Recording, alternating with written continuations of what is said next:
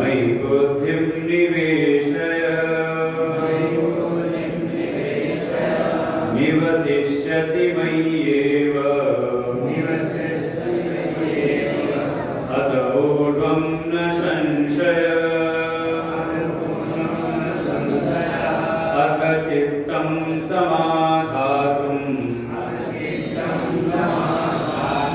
न शक्नोषि मयि स्थिरम् अभ्यासयोगेन ततो मामिच्छाप्तुं धनञ्जय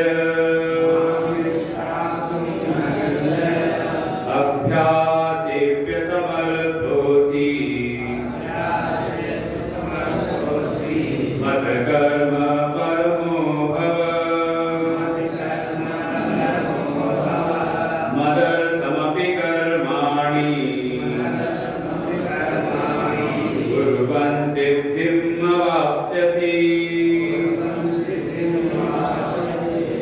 अथैतदप्यशक्तोऽसि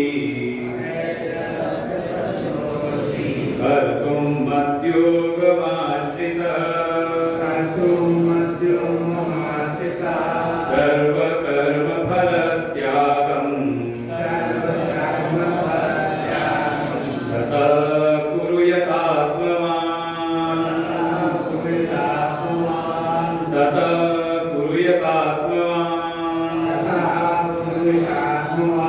श्रेयो हि ज्ञानमभ्यासात् ज्ञानात् ध्यानं विशिष्यते ध्यानात् कर्मफलत्यागः त्यागात् शान्तिरनन्तरम् त्यागात् शान्तिरनन्तरम्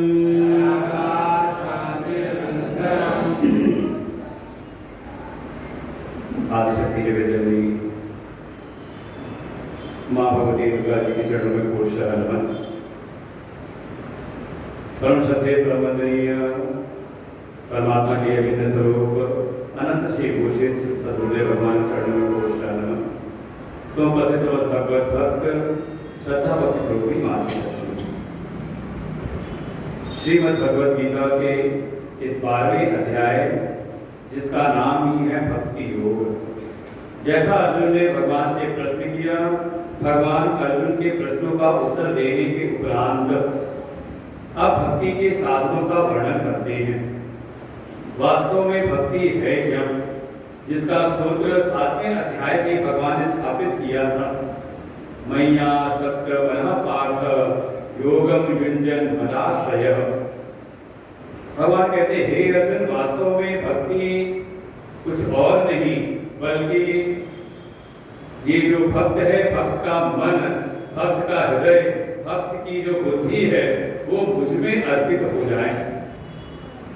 यही वास्तव में भक्ति का स्वरूप है, मन और बुद्धि का परमात्मा में समर्पित हो जाना। भगवान में ही मन बुद्धि आकर के स्थित हो जाए।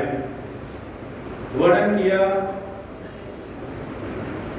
ब्रज की गोपिकाओं के विषय में। एक दिन देवर्षि नारद भ्रमण करते करते आए ब्रज में भ्रमण करते करते यमुना जी के तट पर उन्होंने देखा क्या कि एक गोपी बैठी ध्यान कर रही है।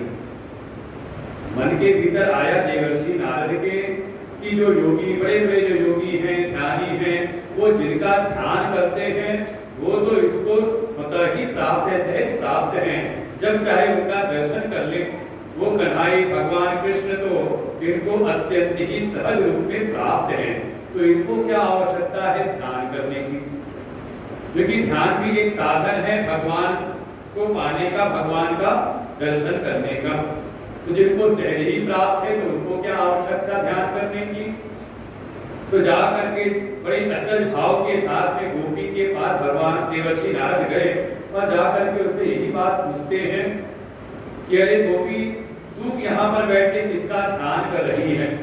क्योंकि सभी योगियों के, सभी ध्याताओं के जो परम ध्यान स्वरूप हैं वो परमात्मा भगवान किसका ध्यान कर रही हो? तब गोपी ने कहा, अरे देवर्षि क्या बताऊं, मैं किसी का ध्यान कर नहीं रही, बल्कि मैं प्रयास कर रही हूँ, अभ्यास कर रही हूँ कि थोड़ी देर की जो कन्हाई है मेरे मन से, मेरे चित्त से उतर जाए, जिससे थोड़ा मैं अपने घर का काम धंधा कर सकूं। ऐसा क्या हुआ? तो उसने पूरी अपनी सुबह दिनचर्या बताई कि सवेरे से उठी हूँ, जिस काम में लगती हूँ बस हर क्षण कन्हाई में ही मन लगा रहता है। एक स्त्री गोपी की ऐसी है कि जिसका मन कन्हाई से, भगवान से दूर नहीं होता। और एक साधारण व्यक्ति देखें तो हमारी स्थिति तो ऐसी है कि हम लगाना चाहें और भगवान में मन लगता है। ऐसी महिमा बताई। और देखिए कथाओं का अगर सार भी आप देखें, भागवत में भगवान की कथाएं हैं, दसम स्कंद भागवत का, जिसमें भगवान की लीलाओं का वर्णन है। भगवान के अवतार से लेकर के उनके महाप्रयाण तक, वो लोग धाम गमन तक उनकी सारी जो भी लीलाएं हैं उन सब का वर्णन किया गया। किस लिए? कि उनके नाम, रूप, गुण, लीला, धाम की महिमा सुनते सुनते हमारा मन उनमें लग जाए, केवल इसलिए है। और अगर कथाओं के सार को भी देखें तो देखो, भगवान का जो जन्म है, भगवान का अवतार होता है मथुरा में, लेकिन मथुरा में भगवान रुकते नहीं। मथुरा में भगवान का अवतार हुआ और जन्म लेते ही भगवान ने वसुदेव को आज्ञा दी, मुझको ले जाकर के छोड़ आओ गोकुल। कथा सुनी तो होगी भागवत की। भगवान तुरंत जन्म के बाद पहुंच जाते हैं गोकुल। और फिर गोकुल में भगवान की बाल लीलाएं हुई, माखन चोरी की लीला, और फिर क्रमशः वहीं से भगवान प्रवेश करते हैं वृंदावन में। मथुरा वापस आते हैं, गोकुल से वृंदावन, और फिर वृंदावन से होकर के आते हैं मथुरा में। और मथुरा में आते ही उस अहंकारी दुष्ट राजा जो कंस है उसका वध करके तब मथुरा में कुछ दिन ठहरते हैं। और फिर इसी मथुरा से भगवान फिर प्रवेश करते हैं, एक नए नगर का निर्माण कराया, नाम रखा द्वारिका, और भगवान फिर द्वारिका में प्रवेश करते हैं। तो चार स्थान, मथुरा, मथुरा से गोकुल, गोकुल से वृंदावन, वृंदावन से आए मथुरा, और मथुरा से फिर गए द्वारिका। अब क्रम को समझे इस कथा के, कि संतों ने कहा, महापुरुषों ने कहा, ये जो भगवान की लीलाएं हो रही है बहिर् जगत में, अगर थोड़ा इसका आप तात्विक चिंतन करें, इसका आध्यात्मिक चिंतन करें, तो आपको ये सारी लीला कथाएं आपको अपने भीतर भी अनुभव हो जाएंगी। कैसे? तो कहा, जैसे भगवान का जन्म तो हुआ मथुरा में, लेकिन भगवान मथुरा में टिकते नहीं। बिल्कुल वैसे ही जैसे हमारे मन में भी भगवान आते तो हैं, भगवान मन में लगते तो हैं, लगाने का प्रयास करते हैं, लेकिन हमारा मन भगवान में लगता नहीं। ये कल ही कहा, अचित्तम समाधातुम न शक्नोसि मयि स्थिरम। भगवान कह रहे हैं कि मयि एव मन आदस्व मयि बुद्धि निवेशय, कि अपना मन और अपनी बुद्धि को मुझ में लगाओ। लेकिन सामने वाले की स्थिति कैसी है? कहा, भगवान प्रयास तो करता हूँ, लगाने का प्रयास करता हूँ कि आप में मेरा मन बुद्धि सब लगे, लेकिन न स्थिरम शक्नोसि, ये स्थिरता पूर्वक आप में टिकता नहीं। कुछ क्षण तो लगता है, लेकिन उसके तुरंत बाद मन कहीं और भाग जाता। तो ये अनुभव की बात है, सबके जो प्रयास साधना में लगे रहते हो। तो भगवान ने वहां पर निर्देश दिया वसुदेव जी को कि मुझको ले जाकर के गोकुल में छोड़ दो। और वसुदेव जी ने उठाया भगवान को और ले जाकर के गोकुल में छोड़ा। नंद राय जी के यहाँ पर जहाँ कन्या का जन्म हुआ था, अपने बालक को तो वहां छोड़ा और कन्या को उठा करके ले आए कारागृह में। तो संतों ने कहा, बुजुर्गों ने कहा कि ये वास्तव में जैसे मथुरा है, मथुरा ही हमारा मन है। मन में भगवान आते हैं लेकिन टिकते नहीं। क्यों? क्योंकि अभी मथुरा में अहंकारी कंस का शासन चल रहा है। जैसे अपने भीतर भी भगवान मन में क्यों नहीं टिकते? क्योंकि साथ ही में बैठा है ना मैं करने वाला अहंकार बैठा हुआ है। अभी अहंकार का शासन चल रहा है, इसलिए जब तक अहंकार का शासन है तब तक भगवान वहां पर नहीं दिखते। जब मैं था तब अरे नहीं, आप सुनते हो इस बात को, स्थिति वैसे ही है। तो क्या करें? तो भगवान ने निर्देश दिया कि मुझको ले आओ गोकुल में। गोकुल, गोकुल यानी तीसरे श्लोक में आया था, संयमेन्द्रिय ग्राम, इंद्रिय ग्राम में। और इंद्रिय को एक नाम दे दो को, और गोकुल अर्थात ये जो इंद्रियों का जो समूह है इसमें मुझको ले आओ, अपनी इंद्रियों के समूह को मुझ में लगा दो, अर्थात थोड़ा मेरी सेवा करो। तो बिना सेवा के नहीं होता। आप चाहो कि मन भगवान में लग जाए, मन का प्रेम भगवान में हो जाए, है नहीं बिना सेवा के। कहा जब आप इंद्रियों के द्वारा नेत्र का भगवान के दर्शन करें, कान भगवान की कथाओं का श्रवण करें, हाथों से भगवान की सेवा हो, चरणों से हम भगवान की अर्चना करें, उनके दर्शन को जावे, थोड़ा जो जीवा है भगवान के प्रसाद का रस ले। ये जब आप इंद्रियों के समूह को लगाते हो भगवान में, वाणी गुणान कथने श्रवणों कथायाम, ऐसे जब आप इंद्रियों को लगाते हो भगवान की सेवा में, तो सेवा करते करते धीरे धीरे मन भी भगवान में लगता है।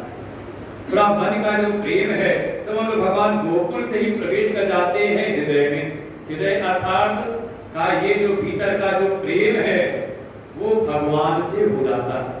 और देखो ये पक्की बात व्यवहारिक जगत में भी है, जिसकी आप सेवा करो, सेवा करते करते उससे अपनापन हो जाता है।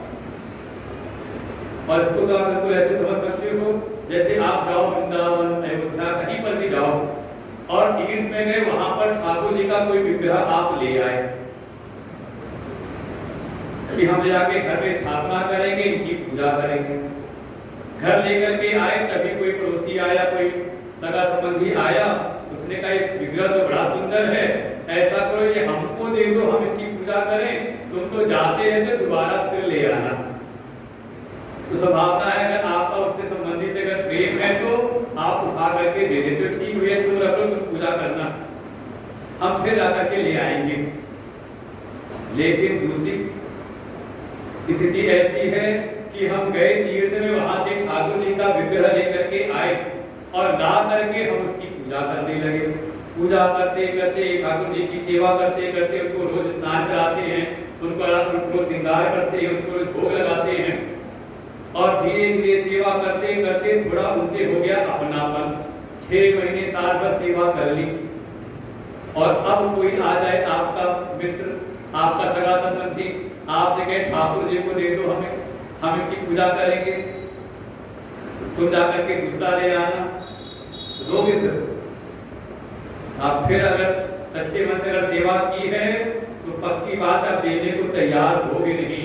ठीक हुए तुम्हें पूजा करना है तो हम जाएंगे दोबारा, तो तुम्हारे लिए दूसरा ले आएंगे, लेकिन अपने वाले हम कौन से, अपने वाले हम नहीं देंगे, है कि नहीं? तो यही है, सेवा करते करते अपनापन होता है। और कई बार सेवा करते करते अपनापन हो गया तो कई ऐसी स्थितियां बनती हैं, कई बार जिस विग्रह की हम पूजा कर रहे हैं विग्रह का खंडित हो गया, और शास्त्र का विधान है कि खंडित विग्रह की उपासना नहीं करनी चाहिए, इसको प्रवाहित करके दूसरा ले आओ। तो जो भक्त है वो तैयार, उसका मन नहीं मानता कि इतने दिन इनकी सेवा की, इनको कैसे हम विसर्जित करें, है कि स्थिति। अगर वह सेवा की है तो समझ में आएगी बात, और अभी सेवा पूजा पाठ में इतना मन नहीं लगा है तो बातें समझ में नहीं आनी। तो सेवा करने से, सेवा करते करते ही अपनापन, वास्तव भगवान इंद्रियों के द्वार से ही भगवान प्रवेश करते हैं हृदय रूपी वृंदावन में। भगवान से फिर प्रेम होता है और वृंदावन की जो लीलाएं, वास्तव प्रेम की लीलाएं वहां पर है। और फिर देखें जब भगवान से अपनापन होता है तो धीरे धीरे जो भीतर अहंकार बैठा हुआ है ये अहंकार झुकता है, शिथिल होता है, कमजोर पड़ता है। और यही वृंदावन से भगवान फिर पुनः आते हैं मथुरा में, और मथुरा में आकर के सबसे पहला काम अहंकारी कंस का संहार करते। बिना भगवान की सेवा किए प्रेम नहीं होता, और बिना प्रेम के, बिना भगवत प्रेम के ये भीतर का जो अहंकार अभिमान है, कहा ये मिटता नहीं। और जब तक ये अहंकार मिटता नहीं, तब तक भगवान हमारे मन के भीतर आकर के स्थित नहीं होते और हमारा मन भी भगवान में स्थित नहीं होता। इसी को भगवान कह रहे मयि एव मन आधस्व। अब ये साधना यही है, अपने मन को भगवान में लगाना है। शरीर तो केवल एक माध्यम बनता है कि जब शरीर को भगवान के पास ला करके उनकी सेवा करते हैं, तो सेवा करते करते धीरे धीरे हमारा जो मन है वो भगवान में स्थित होता है। भगवान ने कहा मयि एव मन आधस्व, तो मन की स्थिति तो हो गई भगवान में। लेकिन एक बात पक्की है, ये मन जो है ये लगता है केवल और केवल व्यक्त विषयों में। जिसको आपने देखा हो, समझा हो, सुना उसमें लगेगा। अव्यक्त में किसी की होती नहीं। तो भगवान कह रहे हैं इस मन के द्वारा मेरे व्यक्त की उपासना करो, व्यक्त की सेवा करो, इसको व्यक्त की उपासना में लगा दो। जो भी मेरा सगुण साकार रूप है उसकी सेवा में इसको लगाओ। धीरे धीरे मन जब भगवान में स्थित होगा तो इस मन की शुद्धि के कारण, क्योंकि मन का अपना कोई रूप नहीं है, अपना कोई रूप रंग नहीं, ये मन जिसका चिंतन करता है मन उसी रूप हो जाता है, उसी रंग का हो जाता है। तो भगवान का चिंतन करते हुए अनन्येनैव योगेन मां ध्यायन्तु उपासते, ऐसे मन को भगवान का चिंतन करते करते जब मन शुद्ध हो जाए, निर्मल हो जाए, तो थोड़ा मुझको इसी मथुरा से पहुंचा दो द्वारिका भी। द्वारिका कहा, द्वारिका माने बुद्धि। ये बुद्धि में हर समय क्यों, कहां, कैसे बैठा रहता है। और देखिए भगवान की जो द्वारिका की लीला है, मथुरा में भगवान ने किसी को ज्ञान उपदेश नहीं किया। अगर कराना भी हुआ तो उद्धव जी को भेजा है ब्रज में, जाओ जाकर के गोपियों को ज्ञान का संदेश दे आओ। वास्तव भगवान तत्व का उपदेश करते हैं अपनी द्वारिका की लीला में। द्वारिका से भगवान आए कुरुक्षेत्र में तो अर्जुन को ये ज्ञान का उपदेश किया। कभी मैत्री ऋषि को उपदेश करते हैं, कभी उद्धव जी को भी भागवत धर्म का उपदेश करते हैं। भगवान कह रहे हैं इस बुद्धि को भी मुझ में लगाओ, क्योंकि मन का कोई भरोसा नहीं। आज टिका हुआ है, कल महिमा किसी और की सुनी तो क्योंकि मन में होता है, पक्की बात है। कभी हमने सुनी भागवत की कथा तो भगवान कृष्ण की महिमा सुनी और सुनते सुनते मन लग गया ठाकुर जी कढ़ाई में। और फिर कहीं मान लो अगले वर्ष कथा हो गई भोले बाबा की, तो जब हमने सुनी महिमा भोले भंडारे की कि इनसे बढ़िया तो कोई देवता है ही नहीं, इतनी जल्दी प्रसन्न हो जाते हैं। नाम ही है आशुतोष, थोड़े में ही जो प्रसन्न हो जाए कि चोर गया चोरी करने के लिए, उस पे भगवान प्रसन्न हो गए कि चलो किसी बहाने मेरे मंदिर में तो आया, तो लगा इनसे बढ़कर तो कोई है नहीं। भगवान कह रहे हैं ये मन का कोई पक्का नहीं, कब इधर से उड़ करके दूसरे में चला जाए।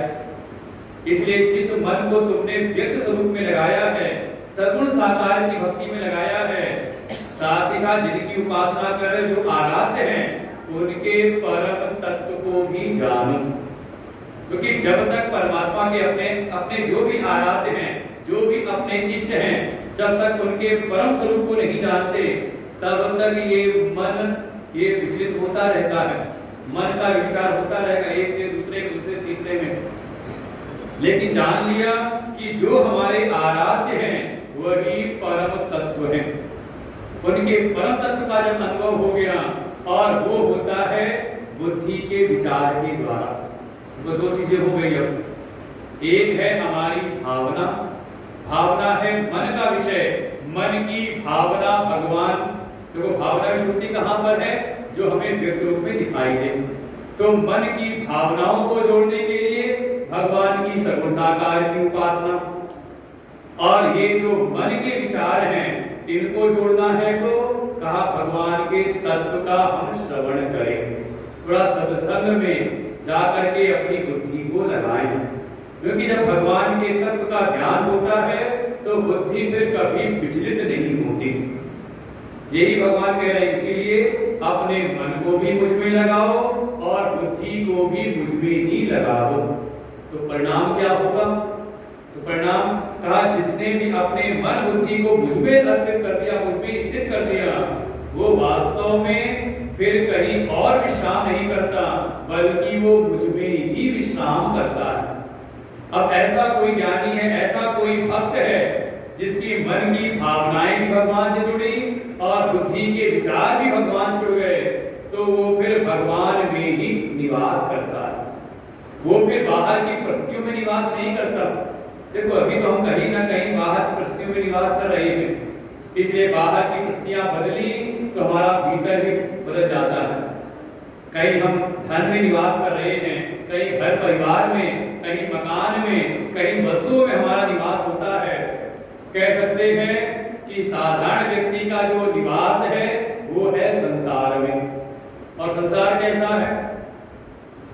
ऋषि गीता के 8वें और 9वें अध्याय भगवान ने 2 बार कहा है संसार के विषय में कि संसार कैसा है। तो पहले का दुखालयम अशाश्वतम, ये कैसा है? कहा ये दुख का घर है, दुख का आलय है। यहाँ संसार में केवल और केवल दुख ही है। और फिर पुनः 9वें अध्याय में कहेंगे अनित्यम असुखम लोकम, इस संसार में कुछ भी नित्य नहीं है और सब कैसा है? कहा असुख है, सुख रूप नहीं है, कहा असुख अर्थात दुख रूप ही है। इसलिए जो कोई भी संसार में निवास करता है तो वो कभी दुख से बच नहीं सकता। दुख से छुटकारे की संभावना फिर उसके लिए है नहीं। लेकिन जिसने मन और बुद्धि को मुझ में लगा दिया, भगवान कहते हैं निवसिष्यति मयि एव, वो मुझ में निवास करता है। और परमात्मा का स्वरूप कौन है? भगवान का सो आनंद सिंधु सुख राशि, सो सुख धाम राम अस नाम, जो सुख के धाम है, साक्षात आनंद स्वरूप है, सच्चिदानंद रूपाय। अच्छा, इसलिए लगता है जब भगवान बोल रहे हैं ना मुझ में निवास करता है, तो भगवान जब आते हैं तो कभी कथा हो भागवत की 4थे दिन, और जैसे ही भगवान कृष्ण के प्राकट्य की कथा आई तो क्या गाते हो आप? बधाई करें, नंद घर कृष्ण भयो, क्या गाते हो? पक्का?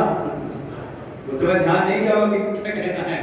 वहां ये नहीं कहते नंद घर कृष्ण भयो, कहते कौन भय? का नंद घर आनंद भयो। वास्तव में भगवान जो कह रहे हैं कि मुझ में निवास करता है, अर्थात वो संसार से निकल करके, संसार की परिस्थितियों से निकल करके कहा मुझ में निवास करता है, अर्थात वो आनंद में उसका निवास होता है। नंदति नंदति नंदत्येव, का इसलिए आनंद में निवास है तो संसार के जो दुख हैं उसका स्पर्श भी नहीं कर पाते। देखो मर गया ना परिस्थिति में बाहर की, कष्ट मिला कहीं नहीं करना है, मन को कहाँ लगा के रखना है? हाँ, भगवान में। भगवान मन को बुद्धि दोनों को ही, इसमें किसी प्रकार का कोई संशय नहीं कि वो परम आनंद में ही निवास करता है। भाई एक बात समझे, इस बात हमारे मुझे समझाते हैं कई बार इस चीज को कि ये जो शरीर है ये तन मिला हुआ है संसार से, पंचभूतों से मिल करके बना है और माता पिता से मिला हुआ है। इसलिए शरीर संसार से मिला है तो शरीर को लगाओ संसार में, जहां जो सेवा है, जो कर्तव्य है, सबका निर्वहन करो, सब पूरे करो। लेकिन जो भीतर वाला मन बुद्धि है ये जीव का अंश है। और जीव किसका अंश है? ईश्वर अंश, जीव अविनाशी, चेतन अमल सहज सुख राशि। भगवान आगे 15वें अध्याय में गीता में भी कहते हैं इसी बात को, ममई वांशो जीव लोके जीव भूत सनातन। ये जो जीव है ये मेरा अंश है। तो ये बाहर का जो स्थूल शरीर है ये है संसार का, तो इसको लगाओ संसार में। लेकिन ये भीतर वाला जो मन बुद्धि चित्त और इंद्रियों से युक्त ये जो जीव है, ये जीव है भीतर वाले ईश्वर का अंश। तो इसको कहां लगाओ? तो इसको भीतर वाले ईश्वर से लगा करके रखो। इसलिए भगवान कह रहे मैं ये मन आदर्श मई बुद्धि निवेशय, समझो सिद्धांत को। लेकिन हमारे जीवन में क्या होता है, हम ठीक उल्टा करते हैं। हम शरीर जो संसार का है उसको ले आते हैं भगवान के पास में, बैठाते हैं भगवान के मंदिर में, भगवान के कीर्तन में, भगवान के सत्संग में, लेकिन भीतर में मन बुद्धि है इसको छोड़ आते हैं संसार में, नहीं करते। तो बस इसीलिए खटर पटर चल रही है। तरीका है कि जहां का जो पुर्जा है वहां लगा दें, तो यंत्र हमारा मशीन ठीक ठाक चलती है। और पुर्जा अगर मान लो आपने खोला मशीन का, सफाई की और जब लगाने लगे तो होश रहा नहीं, कहीं का पुर्जा कहीं लगा दिया, तो परिणाम क्या निकलेगा का जब मशीन चलाते हो तो खटर पटर करते हुए फिर समस्या उत्पन्न करती है। यही गलती हमने कर रखी है। शरीर है संसार का, इससे संसार की सेवा में लगाओ, लेकिन जो मन बुद्धि है उसको लगाओ परमात्मा में।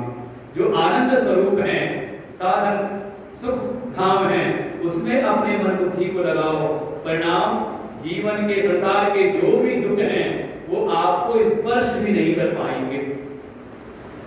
लेकिन भगवान को कहा कि मन बुद्धि को लगाओ, लेकिन सामने वाले को लगा सुन करके तो वो प्रयास तो करते हैं, ऐसा नहीं कि नहीं लगता, लगता तो है। जैसे भगवान मन में आए, मन की मथुरा में तो आए, लेकिन टिके नहीं।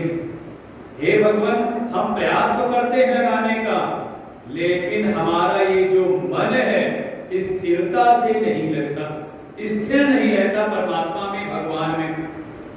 कुछ क्षण तो लगता है, लेकिन कुछ देर बाद वो भाग जाता है कहीं और। ये छोटा बच्चा हो, छोटे बच्चे को घर में बैठाना पड़ता है, प्राइमरी स्कूल में ऐसे होता होगा, वो भागता रहेगा तो टीचर बैठाते रहेंगे, या घर में दादी है तो पकड़ती रहेगी, भागता रहेगा जब मौका मिल जाए। ये ऐसे ही हमारा मन है, हम चाहते तो हैं कि भगवान में लगाएं, भज गोविंदम गोविंदम भज गुणपते, लेकिन चाहते तो है भजन में लगाएं, लेकिन ये मन ऐसा है, ये संसार में दुगने वेग से भागता है। और देखो आप ऐसे बैठे रहो, लगता है बड़ा अच्छा ठीक ठाक है, लेकिन जैसे ही मन के भीतर आए कि हमने कथा में गीता जी के सत्संग में सुना था कि मन को भगवान में लगाना है, बुद्धि को भगवान में लगाना है, तो थोड़ा हमने प्रयास किया, क्या उठा ली माला लेकर के मन जपने लगे भगवान के नाम को, मंत्र को। तो अभी तो हमें लगा बड़ा आराम से बैठे थे, जैसे ही मन को रोक करके भगवान में लगाने लगे, लगता है जैसे मन और ज्यादा विक्षिप्त हो जाता है। बैठे हम ध्यान करने की मन को भगवान में लगा दें, लेकिन उस समय लगता है कि मन ज्यादा विक्षिप्त हो रहा है, भाग रहा है, और थोड़ी देर ऐसा मन बेचैन हुआ तो हम कहते हम ऐसे ही ठीक है, छोड़ देते साधना को। हुआ कि नहीं कभी? उसी तरह सावधान रहना है।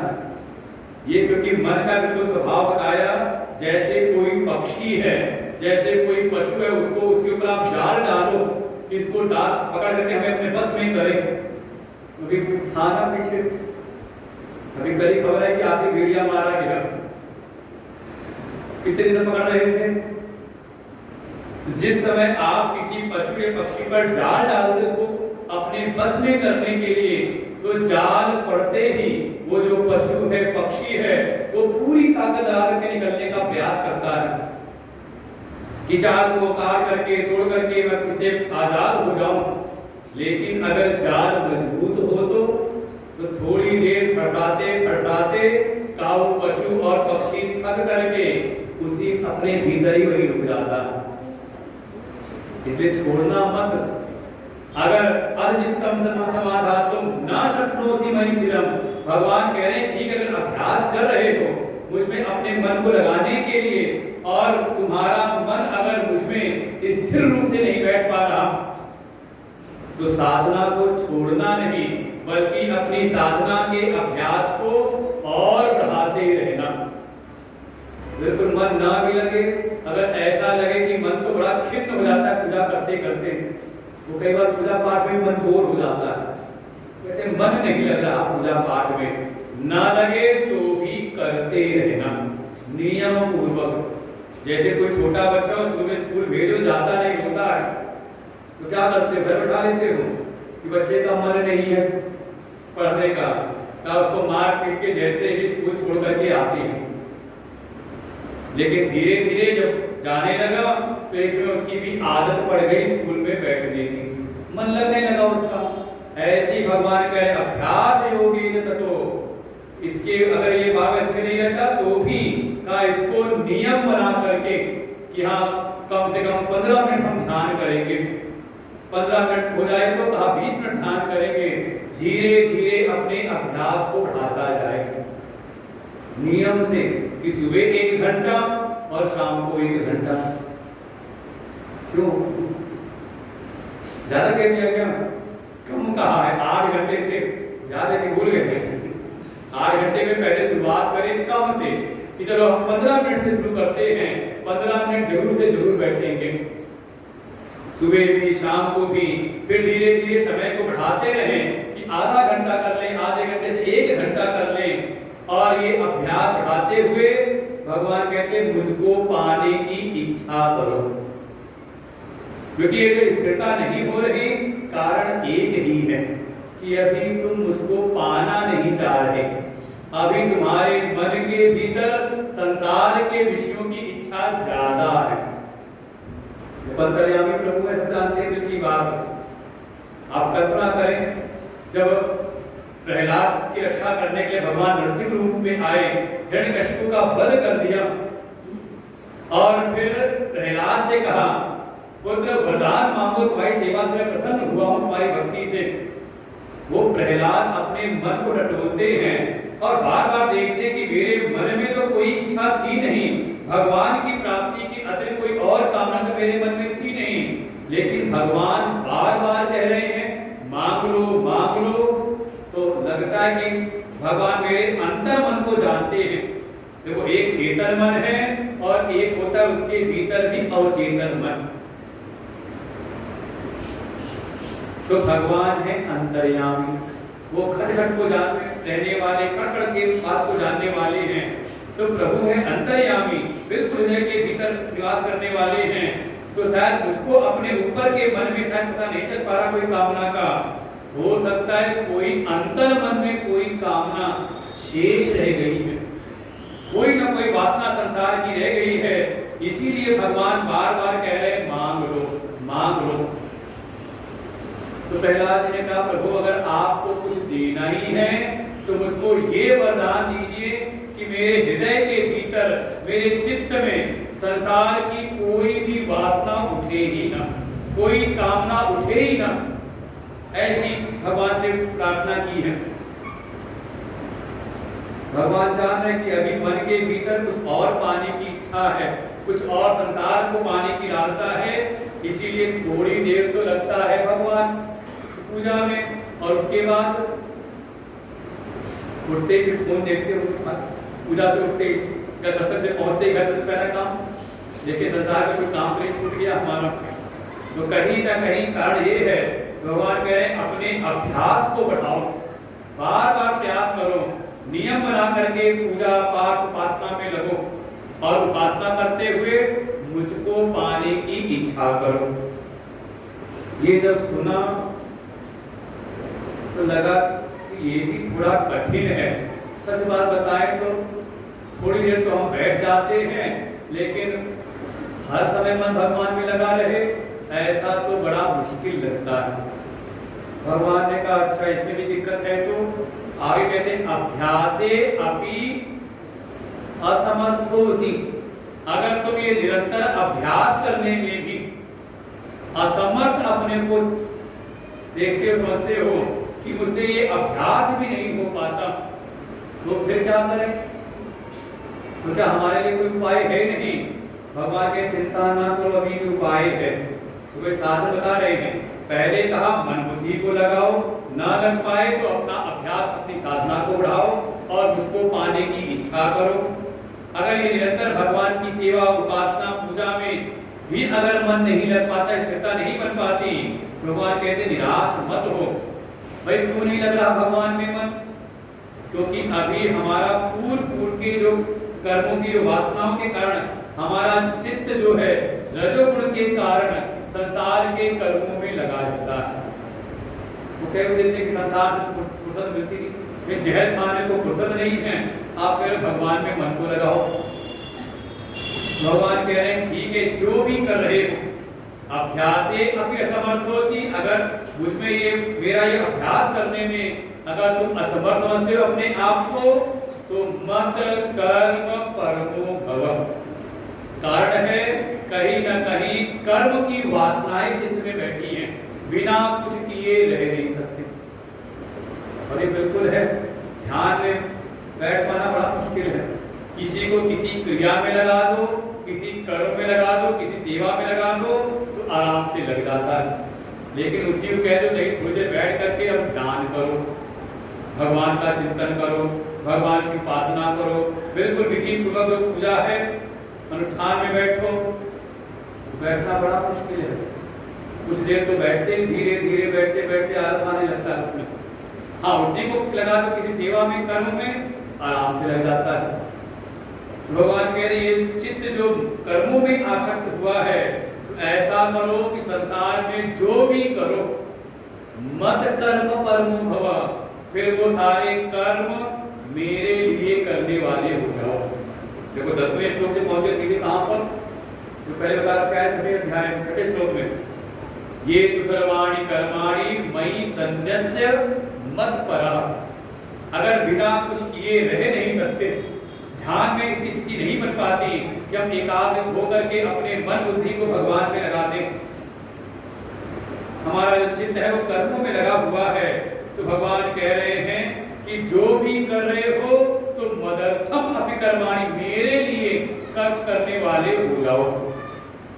परिणाम क्या होगा, कुर्वन् सिद्धिम अवाप्स्यति, ऐसा करने से मेरे लिए कर्म करने वाले हो जाओगे तो तुम्हें वही सिद्धि प्राप्त हो जाएगी जो बताया था 8वें श्लोक में, मयि मन आधस्व मयि बुद्धिम निवेशय। मन बुद्धि तुम्हारा मुझमें लगने लगेगा, लेकिन कब, जब अपने सारे कर्मों के को मेरे लिए करने वाले हो जाओगे। तो मदर्थम अर्थात भगवान की आज्ञा को मान करके कुछ भी करें, तो जैसे घर में होता है कोई आज्ञाकारी पुत्र हो तो जो भी करता है कैसे करता है, माता पिता की आज्ञा को लेकर के उनसे पूछ करके, तरीका तो यही है घर की मर्यादा। जो घर का मुखिया है तो जो भी जिसको कुछ करना होता है मुखिया से पूछ करके है ना जीवन में बाहर ऐसा। कोई आश्रम में हो तो आश्रम में कोई सेवा करनी है तो कैसे करे, मन मर्जी कहा नहीं, वहां जो आश्रम के संस्थापक हैं, आश्रम के जो मुखिया हैं गुरु जी, तो गुरु जी की आज्ञा के अनुसार जो भी करे, कहा गुरु जी की आज्ञा अनुसार करे। इसी का आज्ञा उनके लिए कर्म करना, मतलब कर्माणि, मेरे लिए कर्म करने वाले हो जाओ। और इसमें तो केवल एक ही तरीका दिखाई देता है कि अपने आप को कर्ता मानो ही ना। अभी हम जो कर रहे हैं तो कहीं ना कहीं कर्ता वर्ग के कर्तृत्व के अभिमान के साथ मैं करने वाला हूँ, तो कहा अहंकार बैठा हुआ मैं करने वाला, कर्तृत्व का अहंकार, तब तक मन में भगवान आते हैं। ये जो भीतर कर्तृत्व भाव है कि मैं करने वाला हूं का, इसको भीतर से निकाल दे। क्या भाव रहे, कहा मैं करने वाला नहीं हूं, करने कराने वाले तो प्रभु हैं, मैं तो उनके हाथ की कठपुतली हूं। करना है, अब कर्ता ना बने बल्कि भगवान के करण बन जाएं। अब जीवन जो भी है, जो भी हमारे कर्म हैं, कर्मों में हमारा संकल्प ना हो। अभी देखो जो भी हम करें तो अपने संकल्पों के लिए, अपनी इच्छाओं की पूर्ति के लिए भाव ऐसा हो जाए, कर्म ऐसे हो जाए, कर्म तो हमारा हो लेकिन संकल्प हो प्रभु का। थोड़ा विचार तो करें कि भगवान क्या चाहते हैं। अच्छा, भगवान का प्रिय कार्य क्या, प्रिय कार्य है कैसे जाने, तो आप कथाओं को सुने कि अगर भगवान भी अवतार लेते हैं, जो घटघटवासी हैं, जग निवास प्रभु प्रगटे अखिल लोक विश्राम, जो जगत के कण कण में जिनका निवास है, वो प्रकट होते हैं, अवतार लेते हैं। इसलिए क्या कार्य करने के लिए, तो आप कहते परित्राणाय साधूनां विनाशाय च दुष्कृताम्। और रामायण में कहा विप्र धेनु सुर संतहित लीन मनुज अवतार। चार की रक्षा करने के बोले, चार जो है ये सनातन धर्म की धुरी है। ये चार हैं तो समझो सनातन धर्म है। सनातन धर्म इन चार पर ही आश्रित रहता है। इस पर तो पहला कहा विप्र।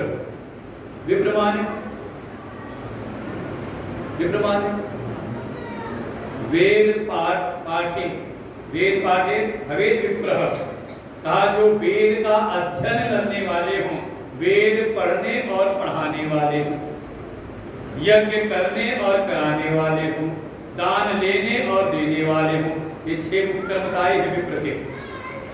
केवल जन्म से नहीं कि जन्म तो हो ब्राह्मण घर में और आहार कैसा हो जो मिल जाए तो शाम को पहुंच जाए ठेके पर, तब नहीं। ऐसे विप्र की नहीं। कौन से व्यवसाय करने वाले के नहीं, नौकरी कर रहा है तो फिर वो आधा विप्र रह गया है और वो वैश्य ब्राह्मण हो गया है। कौन? कहा जो वेद के अध्ययन अध्यापन में लगा रहे, यज्ञ करने और कराने में लगा रहे, ऐसे जो है विप्र, उनकी रक्षा के लिए हमारे वेद का जो कर्म का विभाग है उसकी रक्षा करने के लिए कि हमारे जीवन में कर्म कैसे हो, वो जो वेद का विधान बताते हैं, जो उसके प्रचार प्रसार में लगे हुए हैं। तो कहीं ऐसे ब्राह्मणों का, वेद पाठी ब्राह्मणों का अगर पठन पाठन का कार्य हो रहा है, उनके भरण पोषण का कार्य हो रहा है, उसमें अगर आप अपनी सेवा लगाते हो तो समझे क्या हो गया काम, मदर्थम अपि कर्माणि, भगवान के लिए हो गया काम। फिर दूसरा है भेड़, गाय। जहाँ कहीं गाय की सेवा होती है, कल्पना करें स्थिति कैसी गुजरती जा रही है, और गाय भी देसी गाय, जर्सी गाय नहीं। जहाँ देसी गाय की सेवा होती हो, क्योंकि बिना गाय के का कोई भी आप कर्म अनुष्ठान ठीक से नहीं कर सकते। भाई देवताओं को अगर तर्पण करना है, पंचांग तर्पण करना कहाँ से मिलेगा? कहा देसी गाय से। यहाँ तक कि पंचगव्य, 5 पदार्थ गाय के जब तक ना मिले तो हमारा कोई कर्म अनुष्ठान पूरा होगा नहीं। गाय का दूध, दही, घी, गोमूत्र और गोबर, इन्हीं से पंचगव्य का निर्माण होता है। तो गौ की कहीं पर सेवा हो रही हो, गौ की सेवा में हमारी भी सेवा लग जाए, अंश लग जाए, तो समझो कि आप भगवान के लिए कुछ कर रहे हैं, केवल अपने स्वार्थ के लिए नहीं।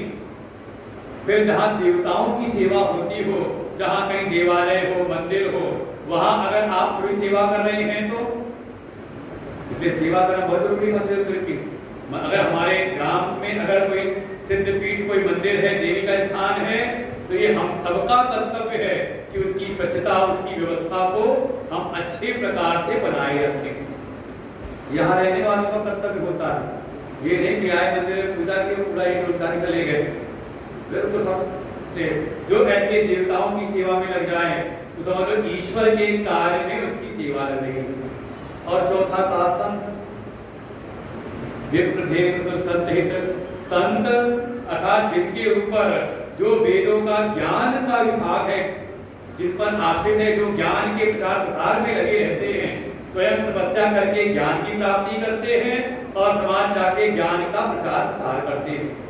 वैसे विप्र, धेनु, सुर, संतहित, लीन, मनुज अवतार, इन कार्यों में जब आपकी सेवाएं लगती हैं, और हम कह रहे हैं हमारे गुरुदेव इसी कार्य में लगे रहते हैं, इसीलिए हमारे संत समाज जो पूरे भारतवर्ष के संत समाज हैं, सन्यासी साधु संत समाज हैं, लगभग 127 सवा सौ जो संप्रदाय हैं सनातन धर्म के, उसका जो एक इसकी समिति है, संत समिति, उन्होंने हमारे गुरुदेव के इन्हीं कार्यों को देखते हुए कि देखो आश्रम के अंदर गुरुकुल भी चल रहा है, वेद पाठी ब्राह्मणों का यहाँ पे बस राय तो रुद्राभिषेक, हमारे यहाँ के विद्यार्थियों ने आगे बड़ा सुंदर यहाँ रुद्राभिषेक करा दिया, सामूहिक रुद्राभिषेक वेद पाठ करते हुए।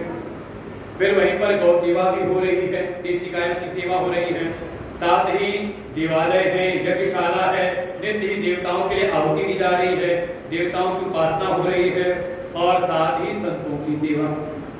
पूरे वर्ष कोई ना कोई संत आकर के प्रवचन करते रहते हैं, वहीं से कोई ना कोई संत आपके यहाँ भी आते रहते हैं। ये चारों कार्य वास्तव में ईश्वरीय कार्य हैं, हम ठीक है अपने जीवन निर्वाह के लिए कुछ तो हम कर ही रहे हैं, थोड़ा उसमें से अपनी सेवाओं का जो अंश है थोड़ा भगवत कार्य में समर्पित करें। धीरे धीरे जैसे जैसे सेवा बढ़ती जाती है वैसे वैसे आपको वही मन और बुद्धि की सिद्धि प्राप्त हो जाती है।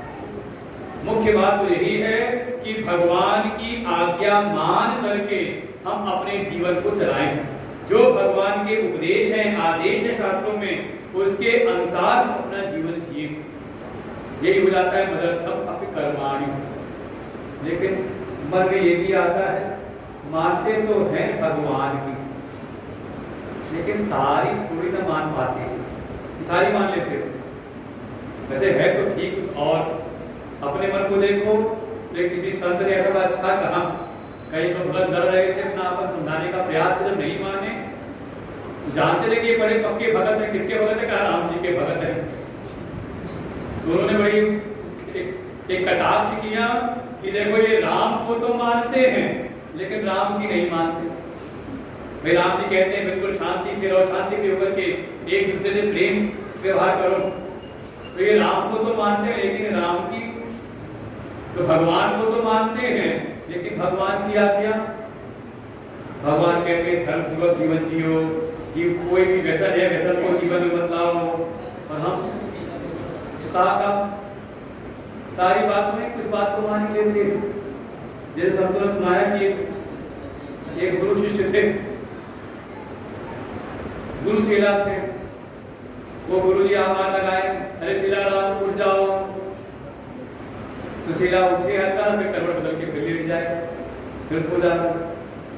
थोड़ी देर हो गई, अरे चेला राम उठ जाओ, जल्दी से उठो, उठो संध्या का समय हो गया। चेले ने फिर सुना, फिर लेट गया, फिर करवट बदल करके। थोड़ी देर और हुई तो गुरु जी ने कहा, अरे अब तो उठ जाओ, देखो पूरा दिन निकल आया है। तो चेले ने फिर सुना, फिर करवट बदल के लेट गया। तब तक गुरु जी ने कहा, अरे अब तो उठ जाओ, अब तो चाय नाश्ता सब तैयार हो गया है। और चेला राम झट उठ के खड़ा हो गया। गुरु जी ने कहा, अब क्या हो गया, आप उठ करके आ गया। चेले ने कहा, अब ठीक है आपकी सारी बात नहीं मान पाते तो क्या कुछ बात तो मानी चली चाहिए ना, आखिर आप हमारे गुरु जी हैं। कहीं ना कहीं ऐसी स्थिति हमारी तो नहीं बनी हुई है, कहते मानते तो हैं लेकिन सारी बात हम भगवान की भी नहीं मान पाते। कर्म करते समय हमें भगवान की आज्ञा का स्मरण नहीं रहता कि भगवान हमसे क्या चाहते हैं। वो तो करने के बाद कई बार होश आता है कि हमसे अच्छा हुआ या गलत हुआ है कि नहीं। तो भगवान कह रहे अगर ऐसी स्थिति भी हो जाए, कह दिया अथ एतद अपि अशक्तो असि। भगवान कह रहे हे अर्जुन, अगर इसमें भी कि मुझमें अपने सारे कर्मों का अर्पण नहीं कर पाते हो, इसमें भी अगर मेरी आज्ञा को मान करके कर्मों को नहीं कर पाते हो, इसमें भी अगर तुम अशक्त हो, असमर्थ हो, नहीं कर पा रहे हो, तो हमारी चिंता ना करो, अभी भी एक उपाय है। क्या उपाय है? का सर्व कर्म फल त्यागम तथा कुरु यथात्मवान। बस ये है कि वो आत्मवान हो। इस ज्ञान के मार्ग में भगवान में अपने मन को लगाना तो चाहता हो। अच्छा कोई चाहे ना भगवान में अपने मन को लगाना, तो क्या उपदेश करे उसको? तो उसके लिए भगवान के हे अर्जुन, तुम यथात्मवान हो, आत्मवान होने के लिए यत्नशील हो। इसलिए अगर तुम कर्मों में मुझको याद नहीं कर पाते, कर्मों को मुझ में अर्पण नहीं कर पाते, कर तुम मध्योग मानता, मेरे लिए कर्म करने वाले बनने में भी अगर तुम असमर्थ हो, तो फिर चौथा उपाय है, चौथा उपाय है जो भी कर रहे हो तो कर किसी फल के लिए ना। भाई कोई भी कर्म करेंगे उसका फल मिलेगा ना कुछ ना कुछ। भगवान कह रहे हैं सर्व कर्म फल त्यागम, तुम सभी कर्मों के फल का त्याग करो। आसान है कि नहीं? वो कहा ये तो ज्यादा कठिन लग रहा है। अगर कोई कहे कर्म का त्याग कर दो, करना कुछ ना पड़े, तब तो ठीक है, लेकिन फल का भी त्याग, ये तो बड़ा मुश्किल है। कोई फल ना हो ऐसा लग जाए कि हम जो कर्म कर रहे हैं उसका कोई फल ही नहीं मिलेगा। कितने लोग करेंगे कर्म? एक महीना हमने परिश्रम किया, एक महीना हमने मेहनत की और एक महीने बाद कुछ नहीं मिला तो अगले महीने घर बैठ जाएंगे, क्या फायदा यहाँ करने से। बिना फल के कर्म करना ये तो बड़ा मुश्किल है, ऐसा क्या संभव है? भगवान कहते हैं कर्म फल का त्याग, अर्थात कर्म फल में जो फल की बुद्धि है उसका त्याग कर दो। जैसे आप दुकान से लेकर के चले गए, दुकान पर आपने पसंद किया लड्डू या पेड़ा जो भी, आपने कहा ये लड्डू दे दो, तो दुकानदार ने आपको क्या दिया? लड्डू या पेड़ा जो भी आपने चाहा, और उसी डब्बे में जब लेकर के आ गए माँ भगवती के चरणों में अर्पण कर दिया तो पंडित जी ने बुझाई से 2-4 लड्डू निकाले और 2-4 वहां से बतासा किसी जो भी डाला उसमें, कुछ फूल डाल दिया, कुछ तिलक डाल दिया उसमें, मतलब वापस किया तो क्या हो गया? क्या वो मिठाई बांटोगे? यानी अब ये हो गया प्रसाद। भाव ये बन जाए कि हम जो भी कर्म कर रहे हैं ये कर्म अपने आप में फल नहीं देते, बल्कि कर्म फल के एक विधाता है। कौन? तब उन्हीं को हम कहते हैं ईश्वर, जो कर्म फलदाता है। कर्म आज्ञा प्राप्त परम, उनकी आज्ञा से ही, उनकी कृपा से ही हमारे कर्मों का फल हमें प्राप्त होता है। वैसे भगवान को कर्म फल त्यागने में ना, उनको अर्पण करने में भगवान को कोई कमी नहीं कि आपका फल रख लेंगे। जैसे कोई बच्चा अगर मान लो कोई माता पिता की सेवा करे और जब उसको प्राप्ति हो जाए, बिना के मेहनत करे, परिश्रम करे और जो उसको मिला लाके माता पिता को दे दे, अर्पण कर दे, तो माता पिता क्या होता है उसको वापस वही अपने जैसे करके फिर आप लोग अपना काम चलाने के काम आएगा। फिर तो सारे जगत के पिता हैं। वास्तव में जब कोई अपने फल को अर्पण करता है भगवान को, तो ऐसा नहीं कि उसको फल नहीं मिलता, बल्कि फल मिलता है अधिक तरह, ज्यादा बढ़ करके फल प्राप्त होता है। भाई मान लो हम अपने आप ले तो कई बार होता है गुरु जी के पास जाओ तो कहते निकाल को अपने खा लो, खाना थोड़ा संकोच होता है, उठाए तो क्या खाते का एक लड्डू खा ले, और कई बार कहते हैं गुरु जी आप दे दो, तो कई बार खा के 4-5 खा के दे देते हैं। वैसे ही परमात्मा भी जब उनके लिए हम अर्पण करते हैं कर्मों को, तो वास्तव में वो कई गुना हमें बढ़ करके प्राप्त होता है। और सबसे बड़ी बात तो ये है कि चलो कर्म करते समय हमें भगवान का स्मरण नहीं रहा कि हम भगवान के लिए करने वाले हो जाएं, तो कम से कम फल जिस समय आने लगे, जब भी हमें यहाँ पर संसार में अपने कर्मों का फल प्राप्त हो, तो कम से कम ये भाव हो कि जो भी मिला है वो भगवान का प्रसाद है। आसान देख लीजिए, जो कि पहले परंपराओं में था, इसलिए देखें जो हमारा ग्रामीण अंचल है ना, यहाँ ज्यादा मानसिक तनाव नहीं होता, यहाँ ज्यादा मनोचिकित्सक रोगियों के चिकित्सक यहाँ पर नहीं ज्यादा मिलते, लेकिन शहरी समाज में ज्यादा मिलेंगे मनोचिकित्सक जो है। कारण ये है कि वहाँ की वृत्ति कैसी बनी कि बताता है हम ही कर रहे हैं, हम ही अपने कर्मों से हमें प्राप्त हो रहा है। लेकिन जो गांव का जो समाज है उसमें कहीं ना कहीं संस्कार रहता है कि ठीक है अपना कर्म हमने कर दिया, अब जो भगवान की इच्छा होगी वो हमें प्राप्त होगा। अरे पहले था समाज में बिल्कुल अच्छे से कि चलो जो कुछ भी हुआ, अगर बाढ़ भी आ गई, फसल नष्ट हो गई, तो चलो जैसी प्रभु की इच्छा, दोबारा फिर प्रयत्न करके अपना काम करते थे। मिल गया तो भगवान की इच्छा, हर इच्छा, और कुछ नष्ट भी हुआ तो हर परिस्थिति में, चाहे अनुकूल हो चाहे प्रतिकूल हो, दोनों में ही भगवान का अनुग्रह कि वास्तव में ये जो कुछ भी प्राप्त हो रहा है, जो भी परिस्थितियां हो रही हैं, हमें मिल रही हैं, ये सब देने वाले प्रभु ही हैं।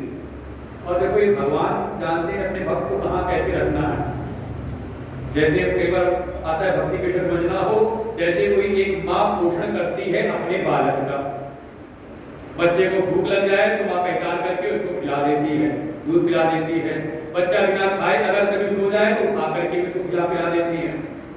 और बच्चा कभी जिद करे ना खाने की जिद करे, नहीं खाऊंगा, कुछ माँ उसकी हो कि नहीं ये पूरा होगा तभी, तो वही माँ पे 2 थप्पड़ लगा करके भी। लेकिन भाव क्या है? तीनों ही प्रस्तुति में माँ के हृदय का भाव है अपने बच्चे का हित। ऐसे भगवान विष्णु केवल भक्तन हित लागे, वो अपने भक्तों के जीवन में प्रस्तुतियां देते हैं।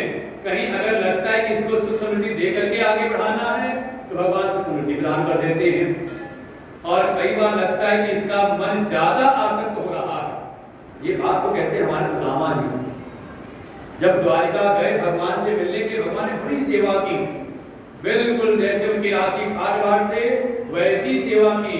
यहाँ तक कि उनको तो बैठाया उन्होंने पलंग पर, सुदामा को, और खुद भगवान बैठ गए नीचे जमीन पर उनके चरणों में, बढ़िया कुछ सेवा की। लेकिन जब जाने लगे, जब विदा किया सुदामा को तो कुछ दिया नहीं, बल्कि उनके पुराने कपड़े धुलवा करके रखे थे। कहा ये मेरे कपड़े उतारो, अपने कपड़े पहन करके जाओ। अच्छा आप ऐसे जाओ किसी के यहाँ और कोई ऐसे विदा करे? अरे कई बार तो होता है अगर विदाई ठीक ठाक ना मिले तो मन के अंदर कुछ तो होता है, घबराहट तो होती है। देखो ठीक है इतना भरा पड़ा रखा हुआ है, लेकिन जिसे विदाई भी नहीं की हमारी, होता कि नहीं होता? लेकिन सुदामा का जो मन है, कभी भागवत स्वयं पढ़े, भागवत के वहां आएगा, सुदामा कहते हैं कि देखो ये जो प्रभु है, कन्हई जो है, कितना करुणा करने वाला है, मुझको निर्धन जान करके मुझको कुछ भी दिया नहीं। कारण एक ही होगा कि कन्हई को लगता होगा कि कहीं ऐसा ना हो इसको मैं कुछ दे दूं, धन दे दूं, तो धन के मद में कहीं मुझको ना भूल जाए। इसीलिए देखो कन्हई ने मुझको कुछ दिया नहीं, कितना करुणा करने वाला है। और जब पहुंचे, अपने घर पहुंचे, जब गांव पहुंचे तो देखा गांव का तो कायाकल्प हो चुका था। जैसी द्वारिका नगरी का वैभव था वैसा ही सुदामापुरी का व्यवस्था वैसी हो गई। तब कहते देखो भगवान जब देते हैं तो जताते दिखाते भी नहीं, सब कुछ दे देते हैं। तो जैसे भी भक्त को आगे बढ़ाना हो भगवान वैसी प्रस्तुतियां देते हैं। और कई बार तो ऐसा है ना, जब बहुत जीवन में अनुकूलता हो, सारे संसाधन प्राप्त हो, तो बुद्धि उतनी जगी हुई नहीं रहती, बुद्धि सजग नहीं रहती, बल्कि कई बार तो उन संसाधनों में ही वो आसक्त हो जाता है, ऐसा मन। और जिसके जीवन में संघर्ष हो, थोड़ी कठिन परिस्थितियां हो, तो देखिए उसकी बुद्धि भी जगी रहती है, विवेकवान रहती है। ये तो अनुभव होगा आपको भी। जैसे कहते हैं कि कोई चाकू है तो कैसे पैनी होती, कहा किसी खुरदरे पत्थर पर रगड़ना पड़ता है, चिकने पत्थर पर नहीं। ऐसे जीवन में अगर संघर्ष भी है, समझो भगवान की कृपा है, वो थोड़ा हमारी बुद्धि को पैना करना चाह रहे हैं, वो हमारे मन को शुद्ध करना चाह रहे हैं, हमें आगे बढ़ाना चाह रहे हैं। हर परिस्थिति में चाहे अनुकूल हो चाहे प्रतिकूल हो, जो भी फल प्राप्त हो रहा है ये वास्तव में फल नहीं है, बल्कि भगवान का प्रसाद है। जैसे मंदिर में गए तो मत्था टेका तो पंडित ने जो दे दिया, वहां कहते तो नहीं कि हमें मिठाई चाहिए कि कौन सा चाहिए, केला चाहिए कि सेब चाहिए, जो पंडित ने दे दिया हाथ में उसी को हमने लिया और माथे से आकर उसको हमने ग्रहण कर लिया। क्यों? क्योंकि ये कोई द्रव्य नहीं बल्कि ये माँ भगवती का प्रसाद है। तो ऐसे जीवन की प्रत्येक परिस्थितियों में जो भी फल प्राप्त हो रहा है उसमें अपना कर्तृत्व मत देखो कि मैंने किया था तो मुझको ऐसा मिलना चाहिए, ये सामान्य स्थिति है। क्या भाव आ जाए तो अपना कर्तृत्व ध्यान न रहे, बल्कि ये भगवान की कृपा से मिला है। हर परिस्थिति में भगवान का कृपा प्रसाद अनुग्रह ध्यान में आ जाए, ऐसा कोई करे तो बिल्कुल पहुंचेगा वहीं, उसका भी मन बुद्धि उसमें ही स्थित हो जाएगी। तो क्रमशः 4 साधन बताए हैं। पहले का मन बुद्धि को मुझ में लगाओ, नहीं लगा सकते तो दूसरा कहा कि फिर अपने अभ्यास को बढ़ाओ, थोड़ा पूजा पाठ बढ़ाते हुए उसको पाने की इच्छा करो। अगर ऐसा भी नहीं कर सकते तो कहा मेरे लिए कर्म करने वाले हो जाओ। ये भी ना कर सको तो जीवन में करने के उपरांत जो भी मिल रहा है उसको मेरा प्रसाद समझ करके स्वीकार करने की आदत डालो। प्रभु की कृपा से प्राप्त हुआ है, ऐसा करो। करते हुए पहुंचोगे वही जहां पहले वाले। ये ना समझना कि सबसे आखिरी में बताया हुआ है तो आखिरी वाला साधन बहुत हीन साधन है।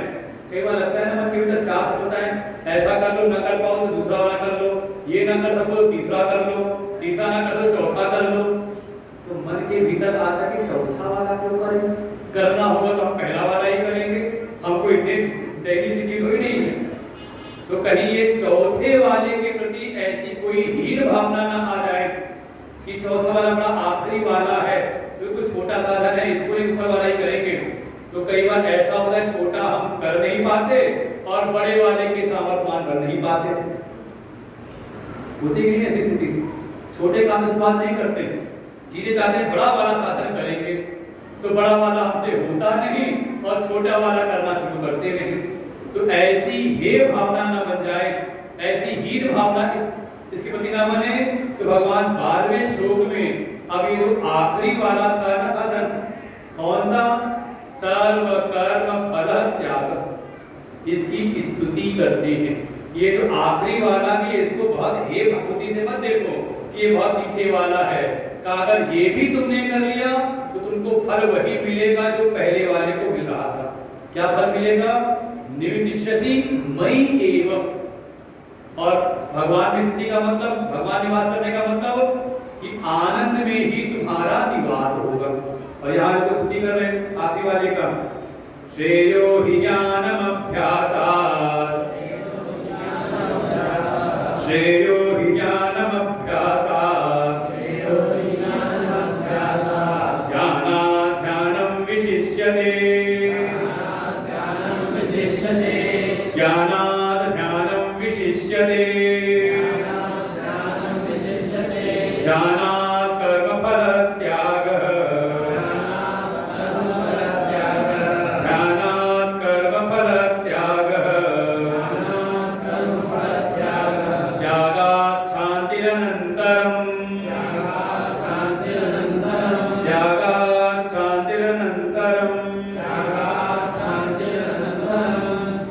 वहाँ 8वें श्लोक में कहा था, निवसिष्यसि मयि एव, मुझ में ही निवास करेगा, अर्थात मुझ आनंद स्वरूप में ही उसको परम आनंद की स्थिति प्राप्त हो जाएगी। और जब आखिरी आया तो कह रहे ध्यानात् कर्म फल त्याग, कर्म फल के त्याग के द्वारा उसको क्या मिलेगा, का त्यागात् शांति अनंतरम, त्याग के द्वारा ही उसको अनंत शांति की प्राप्ति होगी। देखो स्थिति वही है, परम आनंद की स्थिति। तो चाहे वो वाला करने की सामर्थ्य हो कर लो, सीधे पा जाओ। और नहीं तो अगर ये भी करते हो, कर्म फल का त्याग करते हो जीवन में, तो फिर वही अनंत शांति की प्राप्ति हो जाएगी। इसकी स्तुति करके ब्रह्मा गाते हैं कि श्रेयो हि ज्ञानम अभ्यासात्, कि जो भी अभ्यास कर रहे हो, जो भी जीवन में कोई भी कर्म कर रहे हो, एक तो ये है किसी ने बताया और हम कर्म में लग गए, पूजा पाठ या कोई भी जीवन के कर्म है, जो भी जीवन में अभ्यास हो रहा है, एक तो ये है कि हम अभ्यास कर रहे हैं, लेकिन दूसरा है कि जो भी अभ्यास कर रहे हैं उसको हम जान भी रहे हैं, उसका ज्ञान भी पा रहे हैं। वही कह रहे श्रेयो हि ज्ञानम अभ्यासात्, अभ्यासात् श्रेयो ज्ञानम। जो भी हम बिना जाने समझे अभ्यास में लगे हैं उसको जान जाए हम तो का वो ज्यादा अच्छा है। बिना जाने बिना समझे कुछ करने से का उसका ज्ञान पा लेना ज्यादा श्रेष्ठ है। कई बार देखा देखी हम करते रहते हैं, पूजा पाठ देखे ज्यादातर कोई ऐसा नहीं कि मंदिरों में भीड़ कम है, खूब भीड़ लगी हुई है, सब अपने नियम से अपने अभ्यास द्वारा करते जा रहे हैं। और कई बार तो ऐसा होता है, ऐसी समस्या आती मंदिरों में कि कुछ ऐसे भक्त हैं, माताएं हैं जो नियम से आते कि हाँ हमें सुबह शाम पूजा करनी है तो करनी है। संजोग से लग गया एक समय बीच में सूर्य ग्रहण, हम लोग अनुभव है मंदिरों में, क्या मंदिर है तो अनुभव है, और वो गांव की माताएं आती नियम से, लेकिन अब लग गया सूर्य ग्रहण तो विधान क्या है, जिस समय सूर्य ग्रहण या चंद्र ग्रहण लग रहा हो तो उसमें लग जाता है सूतक, है ना? उस समय मंदिर के पट बंद हो जाते हैं, मंदिर के विग्रहों को ढक दिया जाता है, पूजा पाठ होती नहीं। और जब ग्रहण के बाद सूता खटता है तो मंदिर की साफ सफाई करके और फिर पूजा प्रारंभ होती है। तो कई बार तो निरंतर के अभ्यास के रूप में आते रहते हैं, उनका मन नहीं मानता, वो मंदिर बंद हो तो कहे मंदिर खोल दो। पुजारी को पता होगा ये मंदिर खोलो, हमारी रोज की पूजा है, हमारी पूजा खंडित हो जाएगी। कौन है ये?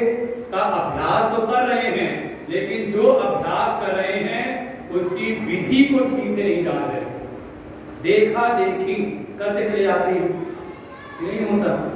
अरे कई बार ऐसा होता है कि मंदिर में कहीं कोई पत्थर तो रखे थे, भूल जाओ, कोई पत्थर यहाँ रखा और भूल गए हम टक्कर के, और संजोग से कहीं किसी एक ने उसके ऊपर रोटी चढ़ा दी, मत्था टेक लिया, क्या हुआ उसके बाद?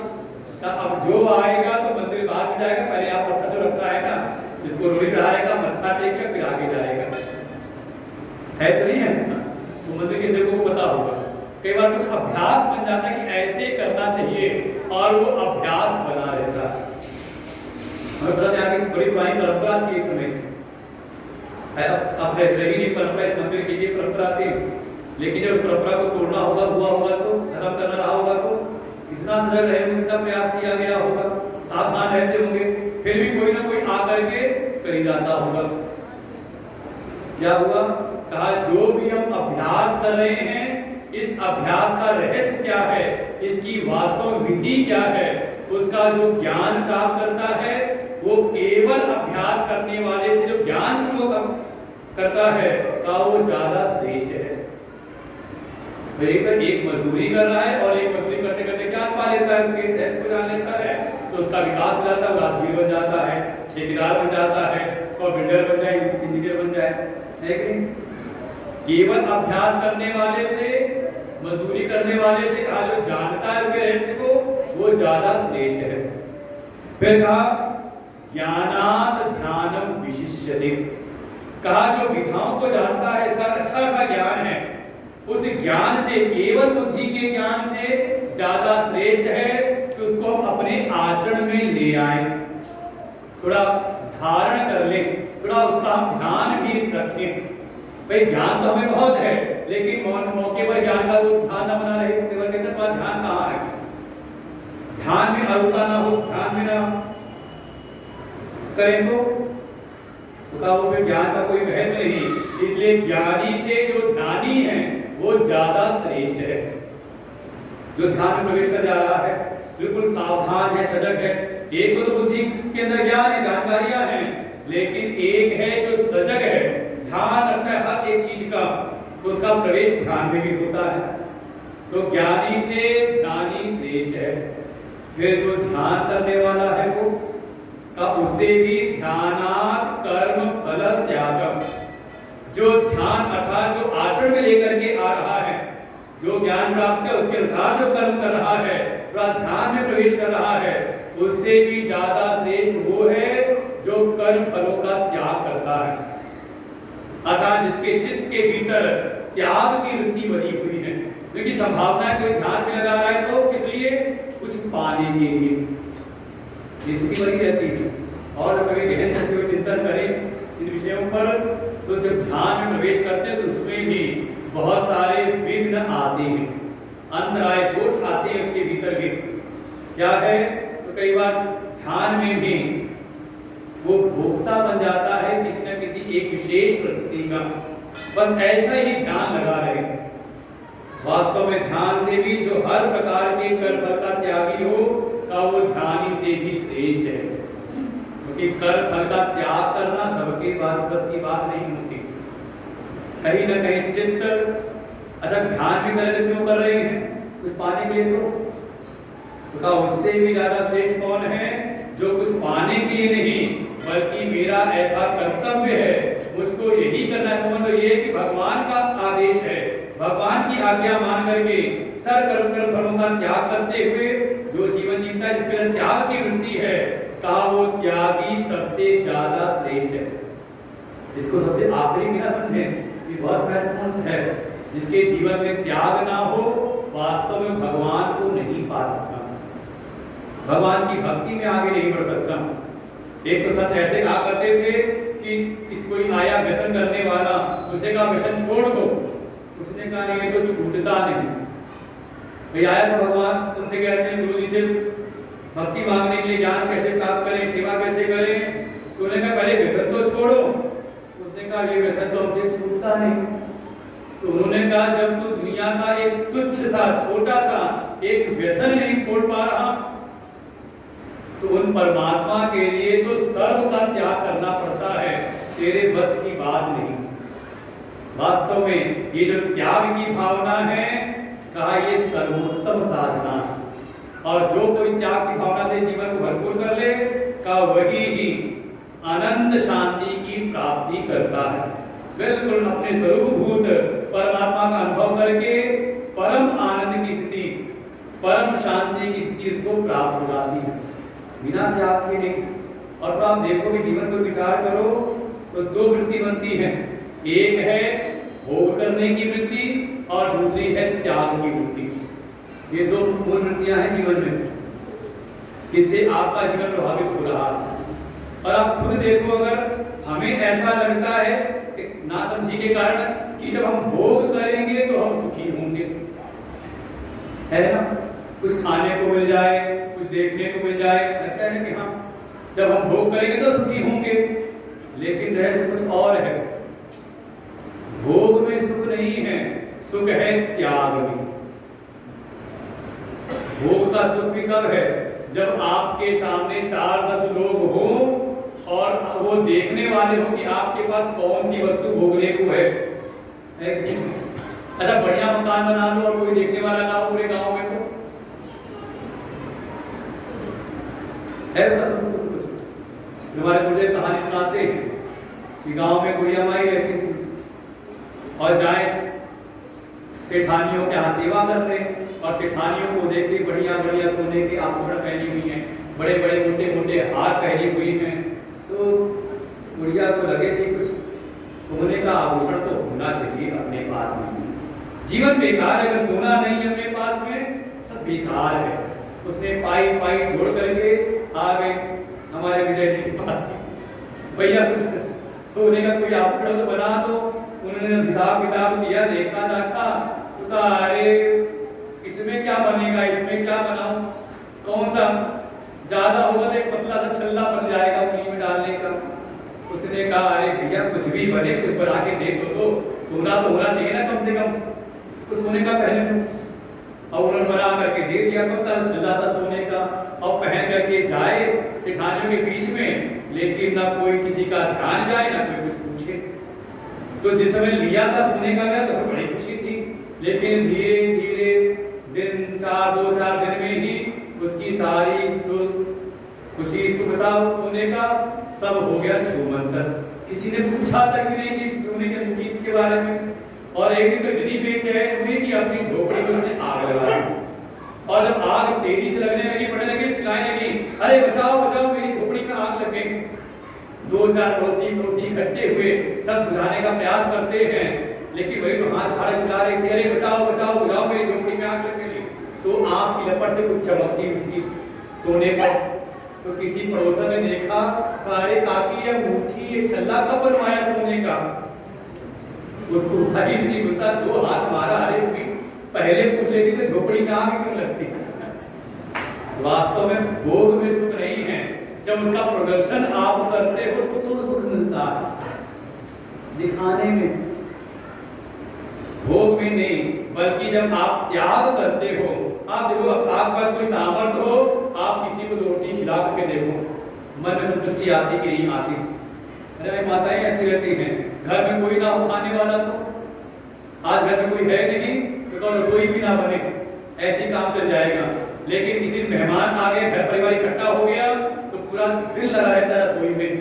क्या हुआ, खाने में सुख नहीं है बल्कि खिलाने में। वहाँ समाज भी ऐसे ही है, शायद अपना भोजन होता हो, भोजन बनता हो घर में, तो 2 रोटी खा के छुट्टी कर लेते हो, लेकिन 2-4 मेहमान आ गए तो कहो दाल तो है ही, 2 तरह की सब्जी भी बन जाए, कुछ मीठा भी हो जाए, क्या हुआ, कहा खिलाने में सुख ज्यादा मिलता है। भगवान भी कह रहे त्यागात् शांति अनंतरम, त्याग के द्वारा ही अनंत शांति की प्राप्ति होती है। इसको चित्र में बैठा लेना। कहाँ लिखा है? 12वें अध्याय के 12वें श्लोक में। अगर अनंत शांति प्राप्त करनी है तो चाहिए शांति। शांति भी ऐसी नहीं कि मिले और बिछुड़ जाए, कि अभी तो शांति मिली और अगले क्षण अशांति मिले, तो ऐसी नहीं। अनंत शांति की प्राप्ति होगी कब? केवल और केवल त्याग के बल से, और कोई उपाय है नहीं। और लगे कि हमारा मन अशांत है तो समझ जाना, मन को टटोलना फिर हमारा मन जरूर कहीं ना कहीं कुछ ना कुछ पकड़ करके बैठा हुआ है। त्याग दो, शांति मिलेगी। कुछ नहीं तो अपने मन को, विचारों को पकड़ लेते हैं। ऐसा ही होना चाहिए। कई बार घरों में स्थिति यही होती, झगड़े का मूल यही होता है। सबको लगता है पर ऐसा क्यों नहीं हुआ? ऐसा ही होना चाहिए। क्या हुआ? अपने विचारों को पकड़ के बैठ गए। इसका भी त्याग कर दो, विचार का भी त्याग कर दें, लेकिन तुरंत तत्काल शांति की प्राप्ति होती है। तो क्रमशः कोई मन बुद्धि को लगाए, न लगा पाए तो अपने अभ्यास को बढ़ाए, प्राप्ति सेवाओं को बढ़ाए। ना हो सके तो भगवान के लिए करना वाला हो जाए। वो भी ना हो तो जो भी फल प्राप्त हो उसमें अपना कर्तव्य नहीं, बल्कि उसमें भगवान की कृपा को देख ले, फल के प्रति त्याग बुद्धि कर दे। ऐसा कोई करता है तो वही परम शांति की प्राप्ति उसको हो जाती है। वो भगवान में ही निवास करता है। और ऐसा अगर कोई सिद्ध हो गया भक्त, तो ऐसा आपकी अगर भक्ति सिद्ध हो जाए तो पहचानोगे कैसे? जो पहचान होनी चाहिए ना, मन में आए कि भगवान ये साधन बताए हैं। पहले बताया सगुण भक्त कैसा है, निर्गुण भक्त कैसा है, फिर उस भक्ति को प्राप्त करने के साधन बताए। इन साधनों को हम करते रहे तो कब सिद्ध होंगे, कैसे पहचाने? तो इसके बाद 13वें श्लोक से लेकर के आखिरी 20वें श्लोक तक भगवान अब जो भक्ति में सिद्ध हो गए हैं, जो भगवान के परम भक्त हो गए हैं, और भक्त भी कैसे? देखो फिर दो प्रकार के भक्त हैं। एक भक्त वो हैं जिनको भगवान प्रिय है। आप सब हो गए इसमें? भगवान से प्रेम है कि नहीं? कौन ऐसा जिसको भगवान प्रिय ना हो? कोई है जिसको भगवान प्रिय ना हो, भगवान से प्रेम ना हो? कौन है? कोई नहीं। अच्छा, जिनका भगवान से प्रेम है उसमें कितने हैं? सब हो कि नहीं? बताओ तो बाकी बात बताई जाए ना, और नहीं तो फिर बात करने की बात पहले नहीं। तो पहले तो वो हैं जो जिनको भगवान से प्रेम है, जिनको भगवान प्रिय हैं, लेकिन महिमा उनकी है जो भगवान को प्रिय है। अंतर है कि नहीं? भगवान से प्रेम करने वालों की भीड़ बहुत है। हर देखो सारे मंदिर भरे पड़े हुए हैं, तिल रखने की जगह है नहीं, लेकिन महिमा उनकी है जो भगवान को प्रिय है। और इन 8 श्लोकों में भगवान 6 बार कहेंगे ऐसा कोई भक्त है तो मुझको वो प्रिय है। जो मद भक्त समे प्रिय, वो मुझको प्रिय है। तो ऐसे भक्तों के लक्षण भगवान स्वयं बताते हैं कि इन लक्षणों वाला अगर कोई भक्त है तो वो मुझको प्रिय है। तो हमारे शास्त्रों में जहां कहीं भी अगर पहुंचे हुए सिद्ध महापुरुषों के लक्षण दिए जाते हैं तो हम सब साधकों के लिए वो यत्न साध्य हैं, साधनों के द्वारा साध्य पाने जाते हैं कि जो लक्षण दिखाए जा रहे हैं सिद्ध भक्तों के, हमारे भीतर ऐसी भावना हो कि हम भी साधना करते करते वहां तक पहुंचे। इसीलिए आगे भगवान अब भक्तों के लक्षण का व्याख्यान प्रारंभ करते हैं। तो हम लोग कल सुनेंगे, कल विश्राम ही रहेगा। कल विश्राम दिवस में हम लोग इसको पूरा हम लोग सुनेंगे, इसको सारे लक्षणों को। बाकी आगे हमारे कुछ गुरुदेव भगवान का कार्यक्रम रहेगा, एक दिवसीय, तो उसमें भी सभी लोग अधिक से अधिक संख्या में आए। ओम पूर्णमदः पूर्णमिदं पूर्णात् पूर्णमुदच्यते